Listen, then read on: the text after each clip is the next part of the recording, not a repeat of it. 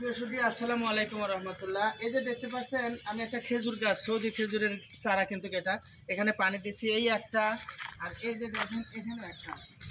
এই যে আসলে রাস্তাতে যাওয়ার সময় যখন এক জায়গায় যাই তখন যখন আমার নিজের হাতে লাগানো নিজের গাছগুলো দেখি তখন মনে হয় যে আমার একটা সন্তান। তাই এই যে আসুন এই দেখুন আমি আরও কিছু গাছ দেখাচ্ছি যেখানে ফুল চলে এসেছে। 3 বছরের মাথায় কিন্তু খেজুর গাছে ফুল আছে।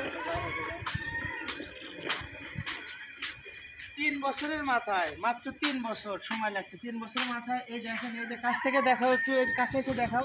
এই 3 বছরের মাথায় কিন্তু খেজুর গাছে ফুল চলে আসছে। আমি যার কারণে এদিকে যেহেতু আসছি, তাই নিজের সন্তানের মতো ভেবে মনে হচ্ছে এগুলো আমার একটা সন্তান। তাই সেই সন্তানের মতো ভেবে আমি কিন্তু গাছগুলোতে পানি দিচ্ছি। দেখেন এই যে এই গাছটাতে কিন্তু ফুল চলে আসছে। আর পাশাপাশি 3টা কিন্তু চারা গাছ, এই একটা গাছে 3টা চারা আছে, ওই একটা গাছেও 3টা চারা আছে। আর 2টা গাছের মধ্যে মনে হচ্ছে একটা গাছ পুরুষ আছে আর একটা গাছও মহিলা হবে ইনশাল্লাহ। আর আপনারা আসলে চেষ্টা করুন, এভাবে গাছপালাগুলো লাগানোর জন্য চেষ্টা করুন। আমি শখের বসে লাগিয়েছিলাম এখানে।